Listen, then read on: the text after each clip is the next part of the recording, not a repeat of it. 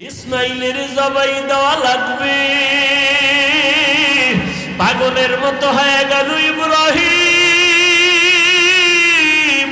সন্তানের জবাই করা কত বড় কঠিন।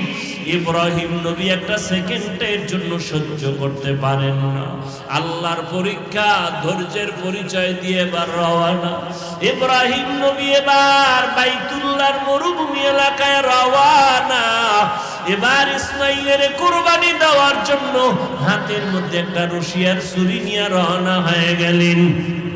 রওনা হইয়া এইবার কাছাকাছি যাইয়া দেখে যেই মরুভূমি এলাকা রেখে গেলাম, ওই মরুভূমি এলাকা এখন মরুভূমি নাই। এখন পুরা মানুষজন ক্ষেত খামারে পরিণত হয়ে গেছে, ফসলের অভাব নাই।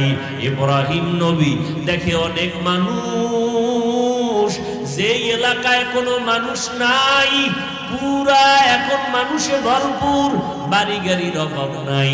ইব্রাহিম নবী দেখে বাচ্চারা খেলাধুলা করতেছে। ইব্রাহিম একটা বাচ্চারে ডাক দিয়া কয়, তোমরা জানোনি এখানে ইসমাইল নামে কোনো বাচ্চা আছে কিনা? লোকেরা বলে, হ্যাঁ আমরা জানি একটা বাচ্চা আছে, ওই কোনায় তার ছোট একটা ঘর, ওই মাকে নিয়ে ওই ঘরের মধ্যে বসবাস করে, এখানে তার বাবা নাই। ঐতিহাসিকগণ লেখেন, ইব্রাহিম বলে ইসমাইলের তো চিনা যায় না কই। রওনা হয়ে দেখে মাঠের এক পাশে ইসমাইল বসা। ইসমাইলের ডাক দিয়া কয়, আয় বাবা কোলের ভেতরে আয়। ইসমাইল তো চিনে নাইনি আমার বাবা। এবার ইব্রাহিম ইসমাইলের কোলের মধ্যে নিয়ে ঘরে হাজির। সালাম দিয়া বহুদিন পর হাজেরার সাথে মোলাকাত হয়ে গেল। এবার ডাক দিয়ে কয়, হাজেরা একটা সেকেন্ড বসা যাবে না?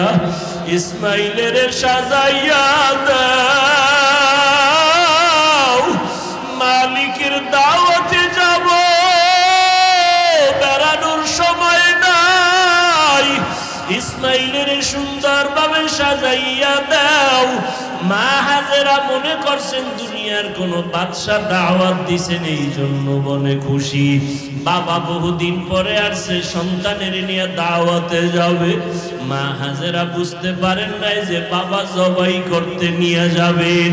মনের মতো গোসল করাইয়া সাজাইয়া মা সন্তানটারে বাবার হাতে তুলে দিয়া এইবার ইসমাইল আর ইব্রাহিম নবী রওয়ানা।